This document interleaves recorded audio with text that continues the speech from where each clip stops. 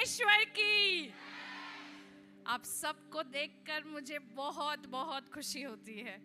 आप सबको देखे बिना हमारा दिन नहीं, हमारा हफ्ता नहीं जाता। मुझे क्षमा करें, यहाँ पर आने में थोड़ी देरी हुई क्योंकि बहुत बुरे तरीके से तकरीबन हमें 2 घंटा लगा यहाँ पर आने। लेकिन शैतान ने बहुत रोकने की कोशिश की, लेकिन मैं जानती हूँ प्रभु यहाँ पर कुछ अद्भुत करने पर है। आमेन, आमेन। मैं प्रार्थना करती हूँ, आपसे विनती करती हूँ कि आप अपने मनों को खोलें, उस वचन को ग्रहण करने के लिए तैयार हो जाए। लेकिन वचन में जाने से पहले मेरी कुछ गवाहियाँ हैं जो मैं आपके सामने रखना चाहती हूँ। पहली गवाही कि इस साल में जैसे इंक्रीमेंट का टाइम आया, प्रभु ने बहुत अद्भुत तरीके से मुझे चलाया मेरे नौकरी में। अब तक वो मेरे साथ था और सही समय पर उसने वो मदद को मेरे तक पहुंचाया और इतने सुंदर तरीके से, बड़े अद्भुत तरीके से मुझे इस साल इंक्रीमेंट ही नहीं लेकिन उसके साथ प्रमोशन भी मिल गया। तो मैं अब सीनियर मैनेजर पर आई हूँ और उसके साथ जिम्मेदारियां भी बढ़ती है। तो आप प्रार्थना कीजिए कि प्रभु मेरे साथ रहे, क्योंकि करने वाली मैं नहीं, करने वाला तो परमेश्वर है। हालेलुया। मेरी कोई काबिलियत नहीं है। मुझ जैसे 15 साल से हकलाने वाली महिला सीनियर मैनेजर के पद पर नहीं जाकर बैठ सकती, लेकिन क्योंकि परमेश्वर मुझ में जिंदा है और जो करवाता है वो करवाता है, और प्रभु के नाम को धन्य हो। इसी के साथ पास्टर मार्क सुरक्षित तरीके से यूएस पहुंच गए हैं। वो तकरीबन 5 जगहों पर जाने वाले हैं। उनके इंटरकनेक्टेड फ्लाइट्स भी बहुत रहेंगे 5 हफ्तों में। फ़िलहाल वो पेंसिल्वेनिया में है और एक कैंप में है, वहाँ पर फैमिली कैंप में। अभी भी वो प्रभु की सेवकाई कर रहे हैं। उनको तकरीबन सिर्फ 4 से 5 घंटे का नींद मिल रहा है। और इतना ही नहीं, उनका विजडम टूथ जो एकदम पीछे का दांत रहता है ना, जो सबसे दर्द देता है, बस यहाँ से निकलने के 1 दिन पहले वो दरारें वो दांत में आ गई थी और वो उनको बहुत दर्द हो रहा था। जैसे ही वो यूएस पहुँचे, अब वहाँ पर आप उसका कोई ना इलाज कर सकते हो, ना आपको बिना प्रिस्क्रिप्शन के कोई दवाई वहाँ पर आप मेडिकल से ऐसे ही ले सकते हो। तो वो है, उनका चेहरा यहाँ पर सूज गया था पूरा 4-5 दिन और फीवर था उनको बहुत उसी हालत में, लेकिन प्रभु ने उनकी सहायता की। 1-2 दिन अभी वो थोड़े बेटर है, लेकिन मेरी विनती है कि आप उनके लिए प्रार्थना करें, क्योंकि वो बहुत क्लियर मकसद से इस बार वहाँ पर गए हैं। और जो दर्शन प्रभु ने हमें दिया कि कौन से गवाहियाँ हम वो जगह से सुनेंगे, आप मानोगे नहीं, प्रभु उन्हीं क्षेत्रों में काम कर रहा है, लोगों के जीवनों में, वहाँ के परिवारों में, काफ़ी रिश्ते नातों में प्रभु चंगाई को लेकर आ रहा है। कुछ ऐसे गढ़ है वहाँ पर जो शैतान प्रभु पास्टर मार्क के द्वारा तोड़ना चाहता है। आप प्रार्थना में रखें। शैतान बहुत कोशिश कर रहा है, लेकिन मैं जानती हूँ कि मकसद सही है, मकसद असल है, इसलिए ऐसा विरोध आ रहा है। तो आप प्रार्थना कीजिए कि प्रभु पास्टर मार्क के साथ रहे। और सबसे विशेष गवाही पिछले हफ्ते की है, पिछले संडे की ही है। इंग्लिश चर्च ख़त्म करके बस हम नीचे आने ही वाले थे। काफ़ी बारिश थी, आप सब जानते हो। तो हम चर्च ख़त्म करके जैसे ही नीचे आ रहे थे तो पास्टर मार्क और मैं हिंदी चर्च नहीं जाने वाले थे, लेकिन मैंने सोचा मैं लिया को सुधांशु के साथ भेजूं। और मैंने बोला ठीक है आप लोग चले जाओ, क्योंकि हम घर जाने वाले, क्योंकि वहाँ से हम 2 बजे, एक रात पहले 2 बजे पुणे से आए थे, वापस वो मुलुंड का सर्विस कर वापस यहाँ पर आना था। तो मैंने बोला हम घर जाएंगे, लिया को सुधांशु के साथ जाने दो। लिया जैसे ही नीचे उतरी, बस 5 सेकेंड की देरी पर बस ऐसे उतरी और दो कदम पर 1 मीटर बॉक्स, बहुत लंबा बड़ा लाल कलर का मीटर बॉक्स था। बारिश हो रहा था, यहाँ तक पानी भीगा, पूरा हम सब भीग गए थे, लेकिन लिया और सुधांशु नीचे अकेले थे। जैसे ही मतलब वो 2 कदम रखने वाली थी और वो मीटर बॉक्स ब्लास्ट हो गया वहाँ पर पूरा। और मैं सच कहती हूँ, मुझे ये सब नहीं पता था। मीटर बॉक्स वहाँ पर ब्लास्ट हो गया, लेकिन ये लोग फिर भी 2 कदम पीछे थे उसके, और प्रभु ने इतने सुंदर तरीके से उन्हें सुरक्षित रखा, उन्हें इतनी तक चोट नहीं आई, बल्कि उसके सामने कोई लड़का आ गया तो उसका पूरा सामने का वो पूरा चिंगारी पकड़ लिया था। लेकिन हम वहाँ पर थे नहीं, और हम सुधांशु और लिया को वहाँ पर से तुरंत भागने की ज़रूरत थी, क्योंकि पानी से भी शॉक फैल सकता है। तुरंत सामने रिक्शा आ गया और ये दौड़ कर निकल कर गए आगे। और मुझे ये और या पास्टर मार्क को पूरे टाइम ये पता नहीं था, बस यही समय पर पिछले रविवार मैं पीछे वहाँ पर बैठी थी और सुधांशु भाग भाग कर मेरे पास आया डरा हुआ और बोला कि प्रभु ने कितने बड़े प्रॉब्लम से हमें बचाया। और सच कहती हूँ, आज मेरी बेटी लिया मेरे साथ पीछे आई है, वो बैठी है। आज उसका यहाँ पर रहना अपने आप में एक बहुत बड़ी गवाही है, क्योंकि पास्टर माँ के यहाँ पर नहीं थे तो शायद पता नहीं आज मैं और लिया कई और होते। लेकिन प्रभु की ऐसी योजना है, प्रभु की ऐसा अनुग्रह हम पर कि आज मैं यहाँ पर इसी बात का गवाही आप सबको दे रही हूँ। Praise God. मैं सच में कहती हूँ, प्रभु जिंदा है। अपने बच्चों पर प्रभु के लहू के बाड़े को मांगे, हर सुबह हर रात अपने बच्चों को प्रभु के लहू में कवर कीजिए। हर सुबह हर रात, उसमें बहुत बहुत सामर्थ है। आपको पता भी नहीं है, आप अंदाजा तक नहीं लगा सकते कि शैतान किस तरीके से आपके बच्चों के पीछे पड़ा है, आने वाली पीढ़ी के पीछे पड़ा है।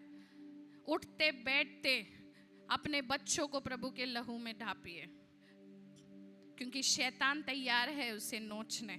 परमेश्वर में आपके जो बच्चे हैं ना, वो आपका परमेश्वर की ओर से दिया हुआ वादा है, और उस वादा को संभाल कर रखना ये आपकी जिम्मेदारी है। परमेश्वर ने बचाया, परमेश्वर को धन्यवाद और परमेश्वर को इससे महिमा मिले। भले ही अगले दिन लिया थोड़ी डिस्टर्ब थी, क्योंकि उसके सामने ये सब हो गया था। वो सोच सोच कर काफ़ी बार काफ़ी चीज़ों को पूछे जा रही थी। उसको फीवर आ गया, क्योंकि वो छोटी है, उसने ऐसा कुछ कभी देखा नहीं था। लेकिन वो भी अभी उसका फीवर, सब कुछ इन्फेक्शन, अब सब कुछ ठीक हो गया और वो भली चंगी आज मेरे साथ यहाँ पर है। आपने अब तक प्रार्थना किया है, और मैं ये कहती हूँ कि की हुई प्रार्थनाएं हमारे जीवन में ज़ाया नहीं जा रहा है, वेस्ट नहीं हो रहा है। तो आप ऐसे ही प्रार्थना करते रहिए, कंधे से कंधे मिलाकर हमारे साथ प्रभु का काम कीजिए। हम ऐसे ही प्रभु में बढ़ेंगे। आमेन, आमेन, प्रेज गॉड। क्यों ना हम अब प्रभु के वचन में जाए, अपने आंखों को बंद करें, अपने सरों को झुकाए, अपने आप को तैयार करें कि परमेश्वर मुझे तैयार कर तेरे वचन के लिए, तैयार कर अपने मन को खोलने के लिए। पिता, तू मेरे साथ रह, तू मुझे चला होने दे कि प्रभु तू अपने वचन से सीधे मेरे मन से बातें कर। पिता परमेश्वर, मैं यहाँ से कुछ लेकर जाऊँ पिता परमेश्वर, इस पूरे हफ्ते के लिए और आने वाले सारे दिनों के लिए। पिता परमेश्वर, मुझसे बातें कर, मेरे मन को खोल, मेरे मन के अंदर जो पत्थर सा स्वभाव है पिता परमेश्वर, उसे निकाल के आज फेंक दे। मुझे दीन बना, मुझे नम्र बना पिता परमेश्वर। I want to receive from you O Lord. मैं तुझसे प्राप्त करना चाहता हूँ वो अद्भुत सामर्थ, वो अद्भुत अभिषेक, वो अद्भुत वचन। पिता मेरे मनों को खोल, मेरे मन को खोल पिता परमेश्वर। इस पूरे कलीसिया का तू ताबा ले पिता परमेश्वर। हर एक जो यहाँ पर बैठा है पिता परमेश्वर, कोई भी डिस्ट्रैक्शन उन्हें डिस्टर्ब ना करे राजा, लेकिन परमेश्वर तेरी वाणी, तेरा वचन सीधे उनके कान तक, उनके मन तक पहुंच जाए पिता परमेश्वर। होने दे कि तेरा वचन उनसे बातें करने, बोलने वाली मैं नहीं लेकिन बोलने वाला तू हो पिता परमेश्वर। तेरी महिमा हो राजा, तू हमारे साथ रहे। प्यारे यीशु मसीह, तेरे सामर्थशाली नाम से हम मांगते हैं और सभी ने कहा आमेन, आमेन, आमेन। Praise God. क्यों ना अपने बाइबल्स को हम खोले, पहले राजाओं की पुस्तक, उसका 17 अध्याय पहले राजाओं की पुस्तक उसका 17 अध्याय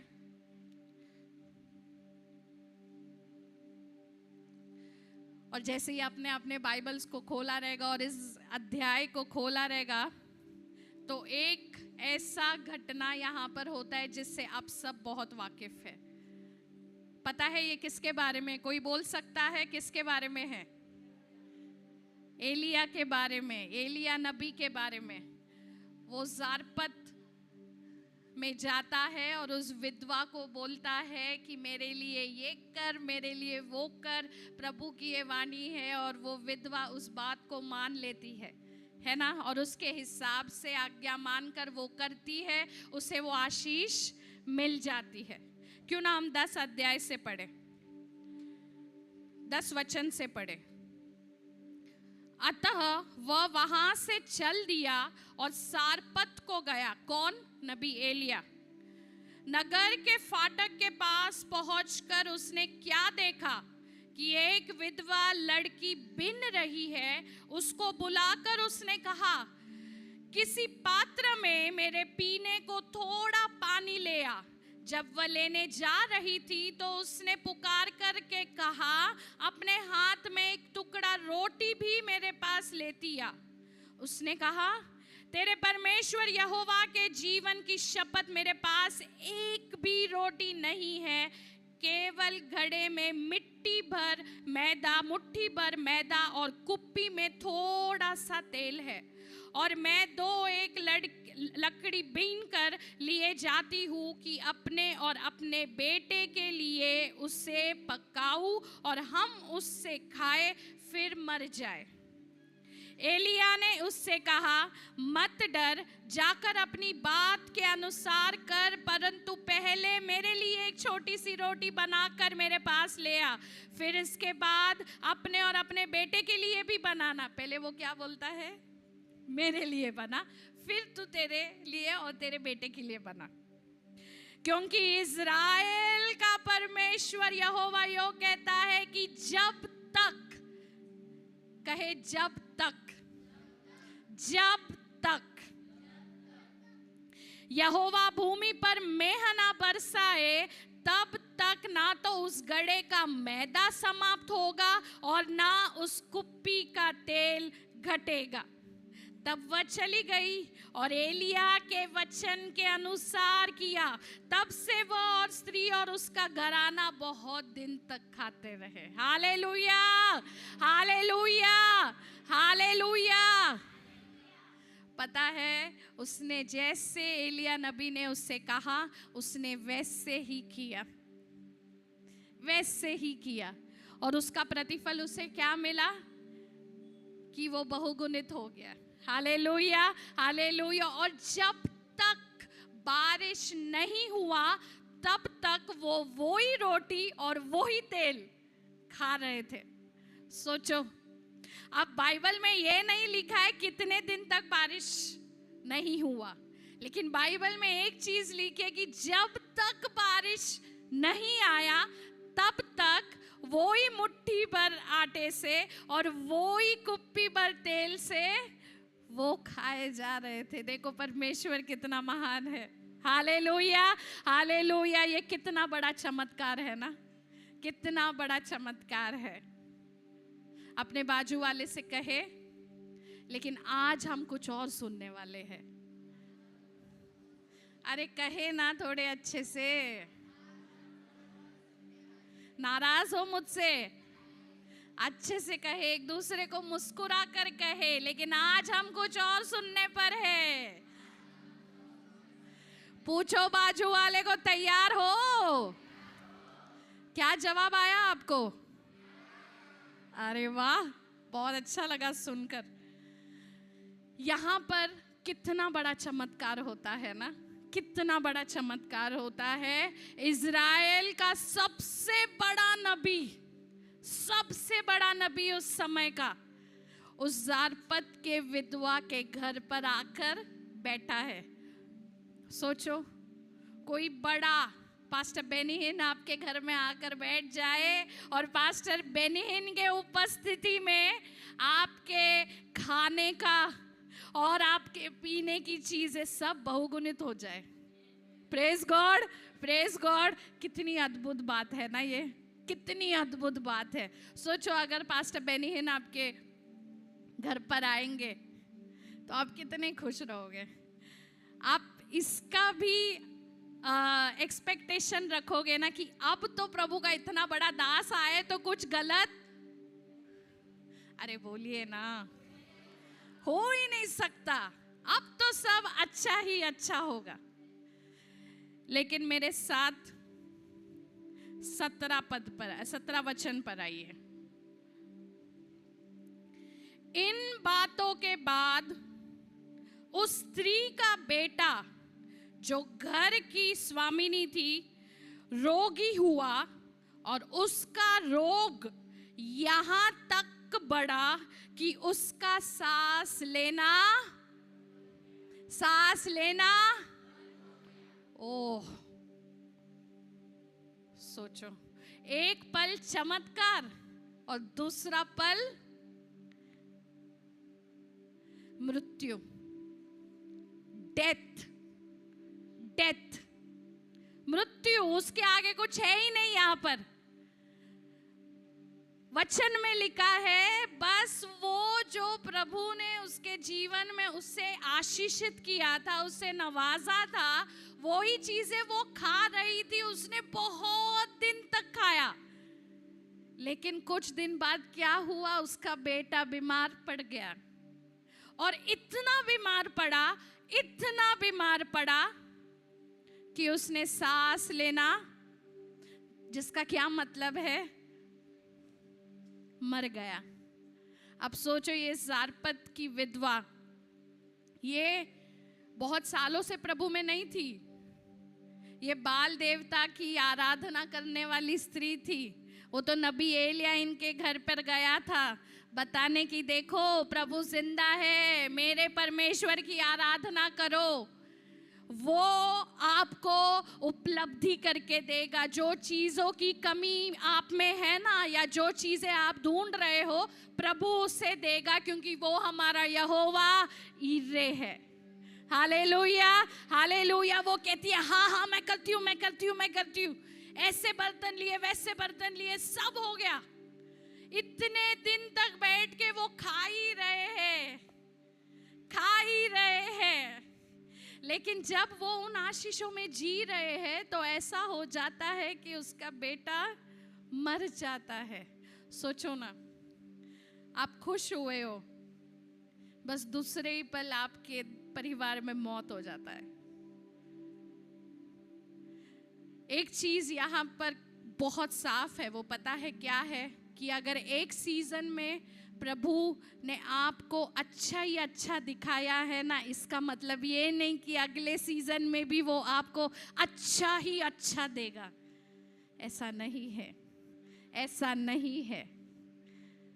बदलते जाएगा समय, बदलते जाएगा, क्योंकि आपने उसकी भलाई को एक सीजन में चख लिया। इसका मतलब ये नहीं कि आप अगले सीजन में परीक्षा में नहीं पढ़ोगे, आप पढ़ोगे। वचन कहता है वो खा ही रही थी। एक सीजन में प्रभु बहुत विश्वास योग्य था, बस दूसरे ही ऋतु में उसने मौत देख ली। वो भी किसकी? अपने बच्चे की, एक लौते बच्चे की। कितने लोग हैं यहाँ पे जिनका एक लौता बच्चा है? एक लौता, एक ही है। एक लौते बच्चे की मौत देखी उसने अपने सामने। ये कितनी बड़ी बात है ना, सोचो। अब मैं आपको बोलती हूँ, कोई प्रभु का बहुत बड़ा नबी आपके घर पर आता है और आपको ब्लेस करता है, आपके कुप्पियों को बहुगुणित करता है, आपके सारे रोटियों को बहुगुणित करता है, लेकिन उसी नबी के रहते उस घर में मौत हो जाती है। अब आप क्या करोगे, वो बोलिए मुझसे। अब आप क्या करोगे? इज़राइल का सबसे बड़ा नबी, मुंबई का नहीं, भारत का नहीं, इज़राइल का सबसे बड़ा नबी आपके घर पर आया है।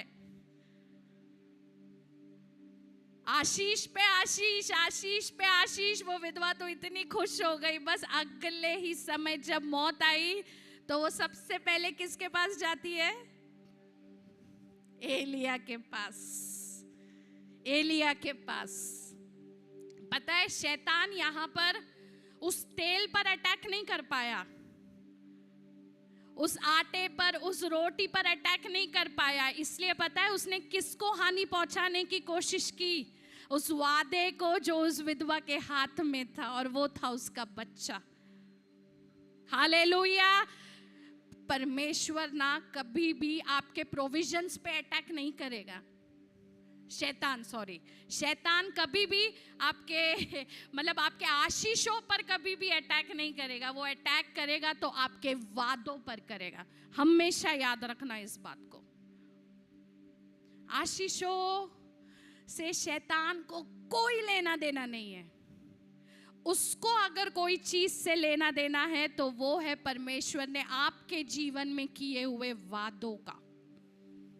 उसका हिसाब वो जरूर रखता है। उसका हिसाब वो जरूर रखता है। आपके जीवन में आपका विवाह परमेश्वर का वादा है। आपका बच्चा परमेश्वर का वादा है। आपके बच्चे का बच्चा परमेश्वर का वादा है। वो पीढ़ी को अटैक करता है, आशीष को अटैक नहीं करता। वो बहुत फर्क है दो चीजों में। आप है मेरे साथ? बहुत फर्क है दोनों चीजों में। आपके प्रोविजंस पर कभी भी शैतान हमला नहीं बोलेगा, हल्ला नहीं बोलेगा। वो एक ही चीज को बार बार 10 बार अटैक करेगा, और वो है आपके जीवन में परमेश्वर ने किया हुआ वादा। वो आपका बच्चा की नौकरी या कला हो सकती है जिसके लिए प्रभु ने आपको बुलाया है। वो उस बात को बार बार हर तरीके से अटैक करेगा। लेकिन और एक सच बाइबल में है, मैं हमेशा ये कहती हूँ कि आपको और मुझे शत्रु डिस्ट्रैक्ट कर सकता है, लेकिन वो कभी हमें डिस्ट्रॉय नहीं कर पाएगा। हालेलुया। वो हमें बहलाएगा, फुसलाएगा, भरमाएगा, लेकिन वो नाश कभी भी नहीं कर सकता। उसका ताकत सिर्फ एक के ही हाथ में है, और वो है मेरा परमेश्वर। जीवन देना उसके हाथ में, जीवन लेना उसके हाथ में है। He is the one who holds life and death. Hallelujah, hallelujah. सोचो ये नबी अब उसके घर पर है। अब ये सारपत की विधवा जाती है। अब उसके मन में सोचो क्या क्या चल रहा है, क्या क्या चल रहा है।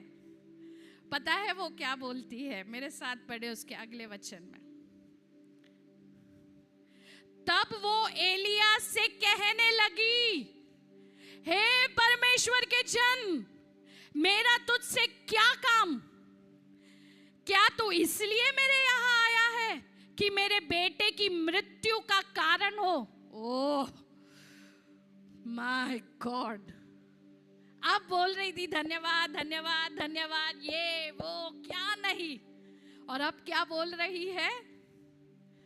क्या तू मेरे घर इसलिए ही यहाँ आया है कि मेरे बेटे की मृत्यु का कारण हो और मेरे पाप का स्मरण मुझे दिलाए जो मैंने पहले किया है? तू क्या कहना चाहता है? मेरे किए हुए पापों के वजह से मेरा बेटा मर गया है? कितने लोग हैं जो ये सोचते हैं कि अगर हमारे बच्चों को कुछ हुआ है तो ये शायद हमारे बुरे कर्मों के कारण है। काफी लोग हैं, हाथ नहीं उठाएंगे, लेकिन मैं जानती हूँ काफी लोग हैं कि बच्चे को कुछ हुआ नहीं और वो अस्पताल में कहीं गए नहीं। बस हमें लगता है समयों पर, हर बार नहीं, लेकिन ये लगता है कि शायद मैंने कुछ तो गलत किया, इसके लिए मेरे बच्चे के साथ ऐसा हो रहा है, इसके लिए शायद वो इतनी पीड़ा में है, शायद मैंने ये कर लिया होता, वो कर लिया होता। इसे भी वही लग रहा है कि वही पापों का जो उसने पहले किया है वो स्मरण दिलाने नबी एलिया उसके घर पे आके रुक रहा है, और उसके वजह से वो बच्चा मर गया है। कितना आसान है ना ये सवाल पूछना। सोचो जिस होठों से उसने उस रोटी को खाया जिसे परमेश्वर ने आशीषित किया, जिस भलाई को उसने चखा था, उसी जीभ से वो पूछ रही है, क्या तू इसलिए यहां पर आया है? इसलिए ताकि तू मेरे बच्चे को मार डाले? कितने बारी पता है हम ये करते हैं। प्रभु की आशीषों में हम जी रहे हैं।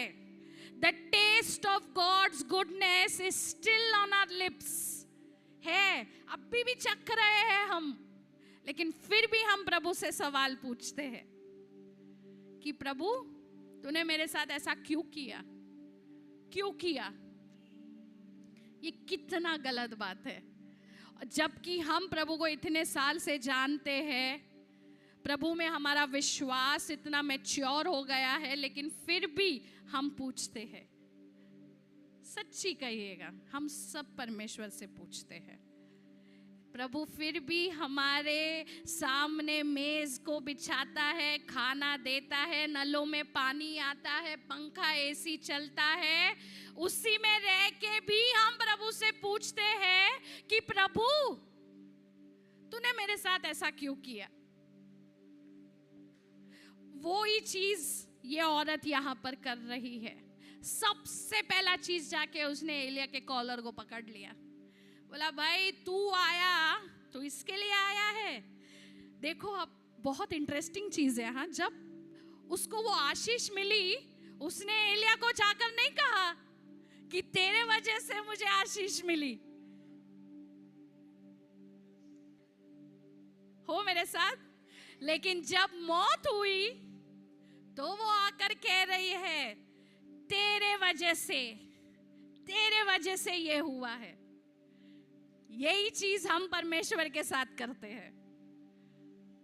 जब अच्छा होता है तब धन्यवाद देने हमारा मुंह नहीं खुलता, हाथ ऊपर नहीं उठते, पीछे बैठे बैठे फोन पे रहते हैं हम, है ना? आंख से आंसू नहीं टपकते। लेकिन अब भी कोई समस्या है, नहीं घुटनों पर आओ आप तो बोलूं मैं, नहीं रोए तो बोलूं मैं। अब कोई समस्या आ जाए, बोले समस्या ना हो तब भी घुटनों पर आकर दिखाइए। ये जरूरी है क्या कि जब समस्या हो तो ही घुटनों पर आओ? तो हम क्यों ऐसा करते हैं? हमें दूर से ही ऐसा देखकर लगता है ना, किसी को कलीसिया में अगर कोई घुटने पर हो तो जरूर इसके जीवन में कुछ तो प्रॉब्लम है, ये बहुत रो रही है, बहुत रो रहा है, लगता है ना? क्यों पता है? क्योंकि हमारा मैकेनिज्म ही वो हो गया। अब पता है ये बात कितना गलत है और ये प्रभु के दिल को कितना दुखाता है। आशीषें आपको घुटनों पर नहीं लेकर आती, आशीषें आपके हाथों को ऊपर नहीं कराती, आशीषें आपका मुंह नहीं खुलाती। समस्याएं क्यों आपको घुटनों पर लेकर आती है? समस्याएं आपको जितना दुखी करती है, क्या आशीषें आपको इतना सुखी नहीं करती? पूछिए अपने आप को, नहीं करती?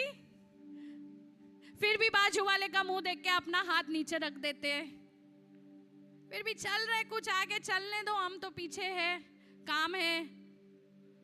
क्यों? क्यों? आपसे पूछ रही हूं मैं, क्यों?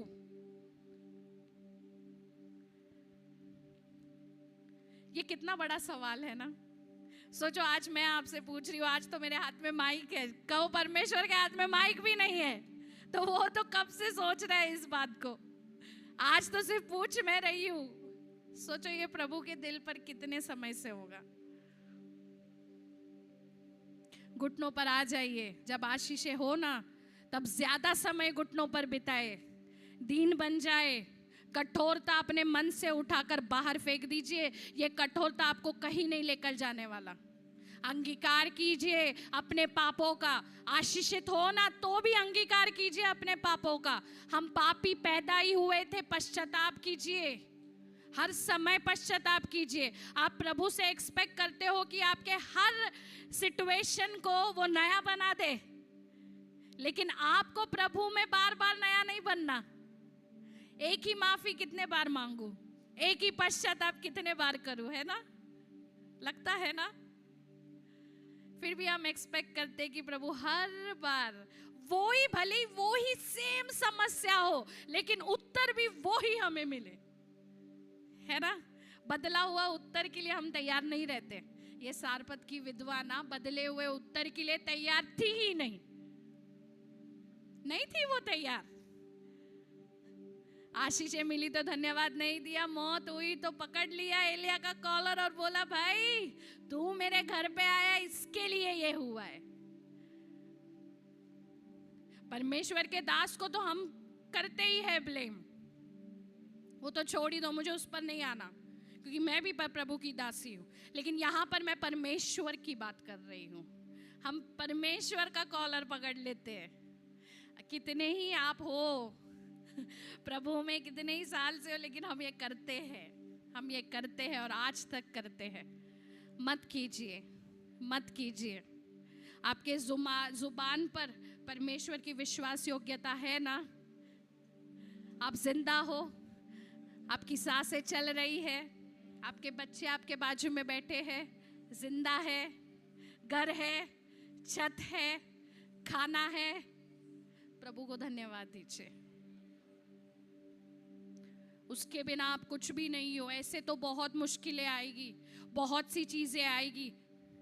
कितने बार आप प्रभु को जाकर पूछोगे? आपको क्या लगता है प्रभु जवाब देगा ऐसी सवालों का? कितने बार हमारे सवाल ही गलत हो जाते हैं, लेकिन उत्तर हमें सही चाहिए, है ना?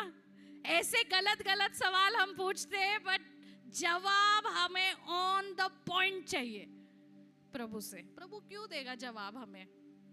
क्यों जवाब देगा हमें? हम सवाल ही गलत पूछ रहे हैं।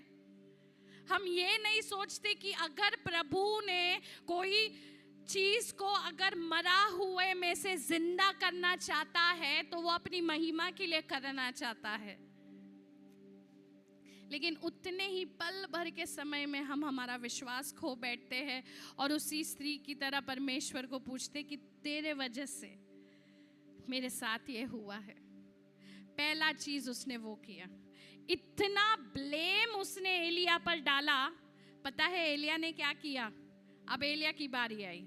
अब विधवा ने तो जितना बड़बड़ करना था कर लिया। अब स्त्री तो स्त्री होती है ना, मैं भी स्त्री हूं। एक चीज कोई गलत हो जाता है तो हम कितना चिड़चिड़ करते हैं ना, कितना बात करते हैं, हम डिस्टर्ब हो जाते हैं। और खास करके अगर हम माए हो, ओह कितना बात करते हैं। सभी माए आज मेरे से सहमत है ना? माए तो छोड़ो, स्त्रियां भी सहमत होंगी, क्योंकि उनके घर पे उनके बच्चे होने से पहले एक और बच्चे से वो ऑलरेडी शादी कर लेते हैं है ना? कितना चिड़चिड़ होता है ना, पता है। लेकिन एलिया ने क्या किया? अगले वचन में पढ़िए मेरे साथ। उसने यानी एलिया ने उससे यानी विधवा से कहा, मेरे साथ पढ़िए, अपना, जोर से, आपको दिखाई दे रहा है? साथ में पढ़े। उसने उससे कहा, ओ बस, इससे ज्यादा उसने कुछ भी नहीं कहा। सोचो, तुम्हारे मुंह पे कोई तुम्हें बोल रहा है कि तेरे वजह से ये हुआ, तब भी तो उठ के एलिया बोल सकता था ना, अब मैं जब था प्रभु की आशीषों को तूने चखा और अब तेरे साथ ये हुआ तो तू ऐसा बोल रही है। था ना उसके पास पूरा हक ये करने का, लेकिन उसने नहीं किया। सिर्फ 4 शब्दों को वो बोलता है, पता है क्या? अपना बेटा मुझे दे। हालेलुया। अब आप सोच लीजिए, मैं आप पर छोड़ देती हूँ कि आप सारपत की विधवा हो कि आप एलिया हो। मैं ये आपसे नहीं पूछती कि आप क्या हो, लेकिन ये दोनों में से आप कोई एक तो जरूर हो। मैं कोई एक तो जरूर हूं। आप सोच लीजिए ये दोनों में से आप कौन है, कि जब ऐसी सब चीजें हो और लोग आपको उंगली करके बोले कि ये आपके वजह से हुआ है, वो आपके वजह से हुआ है, तब आप उसका रिस्पॉन्स या प्रतिरोध क्या देते हैं वो आप सोच लीजिए। सिर्फ 4 शब्द। उसने विधवा से नहीं पूछा कि तू मेरे से ऐसा क्यों कह रही है। उसने जाके आगे कुछ किया, वो 4 शब्द बोलकर। पता है उसने क्या किया? तब वह उसे उसकी गोद में लेकर उस अठारी पर ले गया जहां वो स्वयं रहता था और अपनी काट पर लिटा दिया। पता है ये कितना सुंदर दृश्य है। उसने उस मरे हुए बच्चे को अपने हाथ में लेकर ऊपर के कोठरी में गया और वहां पर उस बच्चे को लिटा दिया। कुछ भी नहीं कहा। अभी भी वो उस समस्या को अपने हाथ में लेकर खड़ा है। लेकिन अद्भुत बात यह है ना कि उस समस्या को, उस मरे हुए वादे को वो लेकर सिर्फ खड़ा नहीं है। पता है वो क्या करता है? उसी समस्या को लेकर ऊपरी कोठरी में जाता है परमेश्वर से प्रार्थना करने। अपनी पूरी भड़ास ऊपर के कोठरी में निकालता है। पता है अगले वचन में क्या लिखा है? उसके 20 वचन में, तब उसने यहोवा को पुकार कर कहा, हे मेरे परमेश्वर यहोवा, क्या तू इस विधवा का बेटा मार डालकर जिसके यहाँ मैं टिका हूं, इस पर भी विपत्ति ले आया है? सोचो, एलिया उस विधवा के सामने नहीं बोल रहा कुछ, लेकिन परमेश्वर के सामने दिल खोलकर चीख फाड़ कर ये बोल रहा है, क्या तू इस पर भी विपत्ति लाने को बैठा है? मेरे पे तो विपत्ति ले ही आया। मर फाड़ कर मैं ज़ारपत पहुंचा, यहाँ पर मुश्किल से अब मैं खा ही रहा था, अब तू मेरे साथ क्या इसको भी मार डालना चाहता है? देखो, उसने विधवा से नहीं कहा, ऊपर जाकर ये सब कहता है। कितने सच्चाई से प्रभु से प्रार्थना कर रहा है ना वो। उसके प्रार्थना की सच्चाई तो देखो। वो ये नहीं सोच रहा कि अगर मैं ये सवाल पूछूं तो परमेश्वर क्या मुझे उत्तर नहीं देगा, ये नहीं सोच रहा वो। पता है कितने ही बार हम हमारे ऐसे साइड्स को, ऐसे तरफ को प्रभु को दिखाते हैं ना, क्योंकि हमें लगता है कि शायद प्रभु उन साइड से वाकिफ नहीं है हमारे। हम डरते हैं खुलकर प्रार्थना करने। हम डरते हैं कभी कभी प्रभु से अपने आप को सच्चाई से उसके सामने रखें। हमें लगता है कि अरे शायद ये शब्दों का मैं प्रयोग प्रार्थना में करूं तो शायद प्रभु मेरा प्रार्थना नहीं सुनेगा। डर लगता है हमें कभी कभी प्रार्थना में भी अपने आप को पूरे सच्चाई से रखने, भले ही वहां पर कोई नहीं हो, आप और परमेश्वर ही हो। इसके वजह से पता है क्या होता है, हमारे प्रार्थनाएं भी कुपोषित हो जाती है और उससे पैदा होने वाला विश्वास भी कुपोषित हो जाता है। Your prayers are also malnourished, your faith also turns out to be malnourished। क्योंकि हमें लगता है कि प्रभु एक ग्लास है, हमारी सच्चाई को या हमारे फ्रस्ट्रेशन को, हमारे चोट को, हमारे भड़ास को शायद प्रभु सहन नहीं कर पाएगा। शायद प्रभु के लिए ये बहुत ज्यादा है। मैं आपसे कह दूं, परमेश्वर एक धधकती हुई आग है। He is a consuming fire। वो एक पहाड़ है, वो एक चट्टान है और उसमें वो सामर्थ है कि आपके सच्चाई को वो अपने हाथों में लेकर, हालेलुया, उसे उस मरे हुए वादे को फिर से जिंदा करे, फिर से पुनरुत्थान हो और वो प्रभु के राज्य में लगाया जाए। Hallelujah, hallelujah. कभी भी अपने आप को, अपने शब्दों को फिल्टर नहीं करना प्रभु के सामने। सच्चाई से बोल दो परमेश्वर के सामने आपको जो बोलना है। सवाल है, पूछ लो। भड़ास है, पूछ लो। विधवा पर नहीं निकाला उसने, विधवा पर नहीं निकाला। हम क्या करते हैं, लोगों पर निकालते हैं, कलीसिया पर निकालते हैं, कितने लोगों पर निकालते हैं, लेकिन जिसके सामने हमें पूरे तरीके से खुलना है उसके सामने नहीं खुलते हैं। क्योंकि तब तक हम औरों के सामने इतना खुल चुके हैं कि कुछ और खुलना बाकी ही नहीं रहा है ना। हमने बाजू वाले को इतना बोल दिया, इतना बक लिया है हमने, परमेश्वर के सामने हमारे पास कुछ भी नहीं है कहने। हमने आपस की पूरी पंचायती कर ली है, परमेश्वर के सामने बोलने हमारे पास कुछ भी नहीं। एलिया अपने शब्दों को संभालता है, रोकता है, वो विधवा से नहीं बोलता, वो ऊपरी कोठरी में उस मरे हुए वादे को लेकर जाता है और कहता है परमेश्वर मैं तेरे सामने हूं, तूने अब तक मुझे मरने की अवस्था में लेकर आया, क्या तू इस स्त्री को और इसके बेटे को भी वही अवस्था में लेकर आना चाहता है? सोचो, बाइबल में सबसे पहले पुनरुत्थान का घटना ये सारपत के विधवा के बेटे का जिंदा होने का है। सबसे पहले the first resurrection in the Bible is of the son, first recorded. सोचो, एलिया ऐसी चीज के लिए प्रार्थना कर रहा था जो लाइफ में क्या इतिहास में कभी नहीं हुआ है। ऐसे चीज को वो प्रभु से मांग रहा था। ना उसने देखा, ना उसकी पहली पीढ़ियों ने देखा, ऐसी बात को एलिया मांग रहा था। पता है वो क्या मांग रहा था? अगले वचन में आए, तब वह बालक पर 3 बार, बोलिए 3 बार पसर गया और यहोवा को पुकार कर कहा, हे मेरे परमेश्वर यहोवा, इस बालक का प्राण इसमें फिर से डाल दे। ये नहीं सोचा कि ये पहले ऐसा हुआ है या नहीं, परमेश्वर ये कर सकता है या नहीं। कभी नहीं हुआ है, ना कानों ने सुना, ना आंखों ने देखा, मेरा परमेश्वर ऐसे कामों को करता है। आमेन, आमेन। एलिया डरा नहीं उस प्रार्थना को करने। 1 बार नहीं, 2 बार नहीं, 3 बार उसी ने वो ही प्रार्थना को किया। Hallelujah, hallelujah.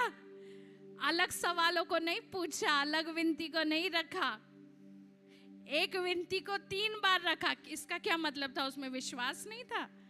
बहुत विश्वास था। ऐसा विश्वास था कि वो प्रभु से ऐसी चीजों को मांग रहा था जो प्रभु ने कभी नहीं किया हो, कभी नहीं किया हो। मैं प्रार्थना करती हूँ कि ऐसी गवाहियां इस कलीसिया में हो जो प्रभु ने पहले कभी ना की हो, कभी ना की हो। ऐसी बातों के बारे में, ऐसी घटनाओं के बारे में हम सुने और स्वर्ग में बैठा मेरा परमेश्वर, उसे वो महिमा मिले। आमेन, आमेन। कितने चाहते हैं कि ये हमारे बीच हो, ऐसे नबी एलिया हमारे बीच बने कि हम बाहर से लेकर आने वाले सारपत की ऐसे विधवाओं के विश्वास को हम बढ़ाए और हमारे मरे हुए वादों को फिर से परमेश्वर जिला दे। आमेन, आमेन, हालेलुया। कितना मुश्किल है एलिया को ये पूछना, कितना मुश्किल है एलिया को ये सोचना भी कि परमेश्वर तू ये कैसे कर सकता है। एक बहुत अद्भुत दृश्य यहाँ पर है, पता है क्या है? उसके हाथ, वो ही हाथों से उसने वो मरे हुए वादे को अपने हाथ में लिया। अच्छी चीजें लेना, जिंदा चीजें लेना, आशीषें लेना हमें बहुत पसंद है, लेकिन क्या आज आपके हाथ तैयार है मरे हुए चीजों को लेने? मरे हुए चीजों को लेने के आपके हाथ तैयार है? आपके हाथ में प्रभु, भले ही आपने ना उस मरे हुए चीजों को कहीं डालकर आप भूल गए हो, लेकिन प्रभु आज आपसे कहता है उस मरे हुए चीजों को अपने हाथ में लीजिए, मैं उसे जिंदा करने पर हूं। आमेन, आमेन। उसे हाथ में लीजिए, क्योंकि आप जो हाथ में लेते हो ना, वो आपका धरोहर है। That is your heritage, that is your heritage. आपके हाथों को देखिए, पता है कितना सामर्थ्य है? आपके हाथों को देखिए, बोलिए आपके हाथ में आज क्या है? देखिए, हर एक जन दूसरे को हाथ को नहीं, अपने हाथ को देखिए। शर्माइए नहीं अपने खुद के हाथ को देखने। क्या है? क्या, कौन सी चीजें, कौन से वायदे प्रभु ने आपके हाथों में रख छोड़े? पूछे अपने आप से, अपने हाथों को देखकर, कौन सी वादे प्रभु ने रख छोड़े हैं आपके हाथों में? आपका विवाह, आपके बच्चे, आपकी नौकरी, आपका कला, आपका स्किल, आपका अभिषेक, आपका कॉलिंग आपके हाथ में है ना? लेकिन पता है आपके हाथ में वो ही है जो अब तक जिंदा है। मरी हुई चीजें अब तक आपके हाथ में आपने ली नहीं है। एलिया मरी हुई चीज को, मरे हुए वादे को अपने हाथ में लेकर जाता है। सोचिए ना, एलिया आपके सामने वो कर रहा है, कैसा होगा वो दृश्य कि एलिया उससे ले रहा है, उस मरे हुए वादे को देख रहा है और कह रहा है कि मैं इन्हें कोई जवाब नहीं दूंगा, मैं जाता हूं ऊपर की कोठरी में और इस मरे हुए वादे को लिटा देता हूं परमेश्वर की उपस्थिति में। और परमेश्वर जिसके हाथ में मृत्यु और जीवन का सामर्थ है, वो इस मरे हुए वादे को जिलाएगा। आमेन, आमेन, हालेलुया। कई वादे आपके जीवन में ऐसे ही मरे हुए हैं। पता है क्यों? क्योंकि वो वादे शायद आपको अच्छे नहीं लगते। रख रख के वो सड़ के सांस छोड़ दिया है उन वादों ने। मर गए हैं वो वादे, मर गए हैं वो वादे, सांस छोड़ दिया है, कोई जीवन नहीं है उसमें। कौन से ऐसे वादाएं हैं जो आपने बहुत कन्वीनियंटली, बहुत इजीली पाक करके रख दिया है और आपको जो चाहिए आपके हाथ में आपने वो ही लिया हुआ है। कोई ना कोई चीज आपके जीवन में ऐसी जरूर होगी जो मरी हुई होगी। है कितनों के जीवन में है? हम सबके जीवनों में है, मेरे भी जीवनों में है। सबके जीवन में there is one lifeless thing. ऐसा एक चीज है जो मरा पड़ा है, जिसे प्रभु को हमें कहने में डर लग रहा है कि प्रभु इसे जिंदा कर। है ये किसी के लिए तो ये वचन है। दिस इज द वर्ड जो परमेश्वर ने मुझे दिया है और मुझे पता है वो खाली कभी नहीं लौटेगा, कभी नहीं लौटेगा। हाथों में ले लीजिए उस मरे हुए वादे को और उस जिंदा परमेश्वर के पास जाइए। देखो वो कैसे जीवन को बोलता है। हार मत मानिए, भले ही 3 बार बोलना पड़े एलिया की तरह, 10 बार बोलना पड़े, 100 बार बोलना पड़े, उसी मरे वादे को 100 बार आपको लेकर ऊपर कोठरी में जाना पड़े, जाना। मन नहीं करता हो तब भी जाना, तब भी उस मरे हुए वादे को उठा लेना। प्रभु अद्भुत काम करने पर है। वो वादा इसके लिए कहा जा रहा है क्योंकि वो वादा जिंदा रहना था आपके जीवन में। परमेश्वर वादे कभी भी मरने वाले नहीं देता है। समझ रहे हो मेरी बात को? परमेश्वर वादे इसलिए देता है कि आपके जीवन में वो जिए। Promises are never dead. They are meant to live. That's why it's called a promise. नहीं तो वो वादा कभी वादा नहीं होता। पता है दिक्कत हमारी कहाँ हो जाती है? हमारी नजर, प्रभु ने हमारे हाथों में क्या क्या चीजें दी है, देखने में हमारा नजरिया ना सिर्फ यहाँ पर ही हमारा नजर टिका हुआ है। जिसने वो चीजों को दिया है उस पर हमारा ध्यान नहीं है। We are so busy into looking what God has placed in our hands than to see who has placed it in our hands.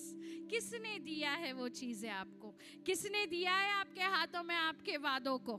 परमेश्वर ने दिया है। ध्यान अपना वहां पर लगाइए, फिर आपको पता चलेगा कि चमत्कार के बाद ऐसी समस्या क्यों आ जाती है कि एक मौत ही घर पर आ जाता है।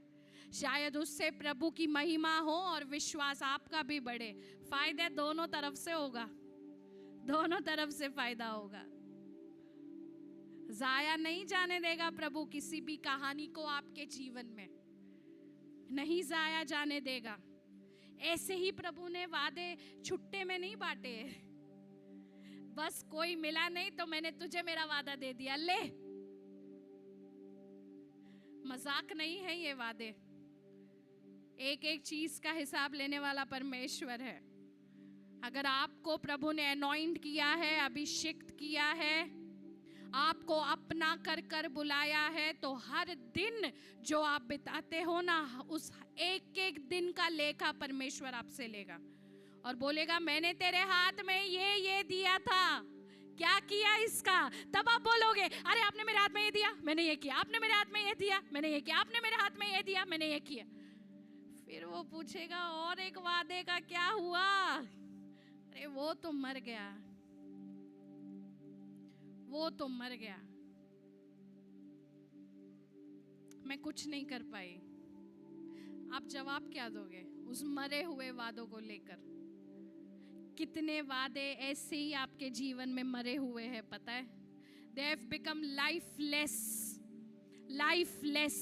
उसमें कोई भी जीवन नहीं है। अब सोचिए, अपने आप से पूछे कौन से ऐसी वादाएं हैं जो आपने दफना दी है। इतने हद तक उसे मरा दिया है कि उसमें अब जीवन बचा ही नहीं है, वो सांस ही नहीं ले पा रहा है। लेकर जाइए आज उस वादे को। वो वादा आपका परिवार हो सकता है, वो वादा आपकी नौकरी हो सकती है, वो वादा आपका कॉलिंग, आपका मिनिस्ट्री हो सकता है, वो वादा आपको वादा किया हुआ एक पीढ़ी भी हो सकता है। Hallelujah, hallelujah. आपके हाथ में जो है उसे कभी छोटा ना समझे। ऐसे ही प्रभु ने नहीं दिया है कि कोई ले नहीं रहा था कि चलो मैंने एस्तर को एक लड़का दे दिया, कोई ले नहीं रहा था मैंने मधु को एक लड़का दे दिया, कोई ले नहीं रहा था मैंने नियति को एक लड़का दे दिया, कोई ले नहीं रहा था मैंने रोमा को दे दिया, राजश्री को दे दिया। अरे प्रभु ऐसे ही वादे आपके हाथों में नहीं देता। कोई ले नहीं रहा था को तो बस मोहन ब्रदर को यहाँ पर बात करने दे दिया परमेश्वर ने, प्रकाश ब्रदर को बात करने दे दिया परमेश्वर ने, राजेश्री सिस्टर को ऐसे ही आराधना ले लेने दे दिया, है ना? कितने हल्के में। आपको क्या लगता है प्रभु के कामों के लिए, प्रभु के राज्य में कमी है? नहीं है। जब एक सॉल गया ना, तब एक पॉल भी खड़ा हुआ। आज मैंने मेरे यूथ को बोला,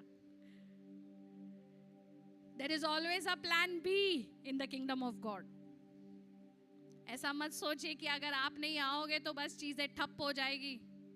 आप नहीं आओगे तो लगता था, पता है मुझे भी कभी कभी ऐसा लगता था, पास्टर मार्क को भी ऐसा लगता था। हम एक दूसरे को बोलते थे, पता है अब याद करते हैं उन बातों को, हम कितने गलत थे।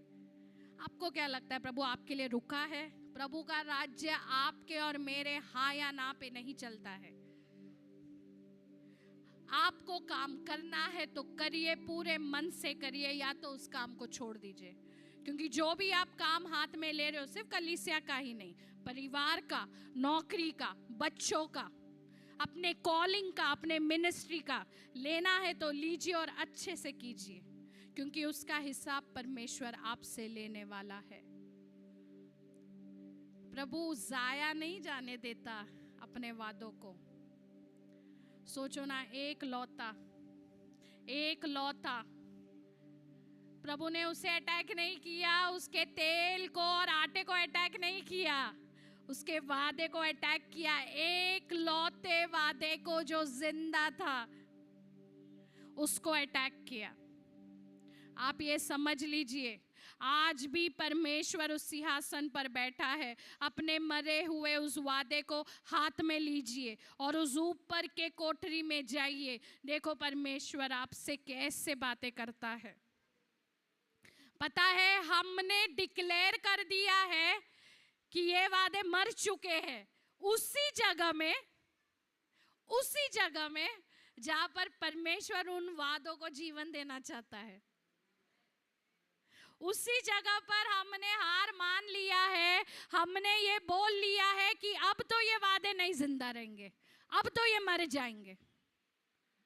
जो घर ने इतने बड़े चमत्कार को देखा, उसी घर ने मौत को भी देखा।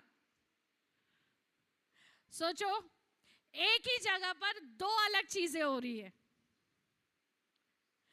प्रभु जिंदा करना चाहता है, पुनरुत्थान का परमेश्वर है मेरा, वो जिंदा जीवन देना चाहता है, लेकिन हम हमारे वादों को मरा हुआ घोषित कर चुके हैं, मर गए हैं वो। ऐसी एक मरी हुई वादे को अपने हाथों में आज ले लीजिए और परमेश्वर से कहे कि ये मरा हुआ वादा पिता परमेश्वर, इस पर जीवन बोलने का अनुग्रह तू मुझे दे। एलिया जानता था कि उस विधवा से बात करने का कोई पॉइंट नहीं है, क्योंकि जीवन और मृत्यु एक के ही हाथ में है। तो उससे बात करके मैं करूं भी क्या? गया वो ऊपर के कोठरी में और बोला कि परमेश्वर तू इसमें जान डाल दे, क्योंकि सिर्फ और सिर्फ तुझ में वो ताकत है जो मरे हुए चीजों को फिर से जीवित कर सकता है। इतिहास इसका गवाह है। आज तक हम यही बाइबल में से यही कहानी को सुन रहे हैं, 10 बार सुन रहे हैं। ये एक पीढ़ी सुन रही है, आने वाली 10 पीढ़ी यही कहानी से सुनने वाली है। आज आपकी कहानी क्या कहती है? What does your story tell? ऐसा कौन सा मरा हुआ वादा आज आप प्रभु के हाथों में देने तैयार हो, जिसे आप आने वाली पीढ़ी हाथ में लेकर चलना बहुत आसान है। मरे हुए वादों को कभी अपने हाथ में लीजिए। आप मरे हुए इंसान को ऐसे ही हाथ में लोगे क्या? जिस स्पीड से आप बच्चे को हाथ में लेते हो, नहीं लोगे ना। सोचोगे ना? सोचो, कुछ नहीं, आपके हाथ में बस कोई लाश आ जाए, क्या रहेगा आपका रिस्पॉन्स? आपके हाथ में किसी ने लाश को लाकर दे, आप देखोगे भी क्या उसको? देखने की हिम्मत है? अरे, खुद के वादे को, जिसको तुमने खुद ने मार दिया, उसको देखने तैयार नहीं हो? नहीं हो तैयार? क्या हुआ? मर गया ना। वादे को देखो तो सही, परमेश्वर की ओर से था वो वादा। दफनाओ मत उस वादे को, परमेश्वर जिंदा करने पर है उस वादे को आपके जीवन पर। और हाँ, आप गवाही दोगे, इस कलीसिया में परमेश्वर की महिमा होगी, क्योंकि ऐसे कुछ मरे हुए वादे आज जिंदा होने वाले हैं यीशु मसीह के नाम से। यीशु मसीह के नाम से बोलकर तो देखिए, अपने मुखों को खोलिए जैसे एलिया ने खोला था। 3 बार बोला था, लो उस मरे हुए वादे को हाथ में और बोलो कि प्रभु तू इसमें जान डाल, तू इसमें जान डाल, तुझ में वो सामर्थ है, तू वो सामर्थ से इस मरे हुए वादे को जिंदा कर। क्यों ना हम हमारे स्थानों पर खड़े हो जाए।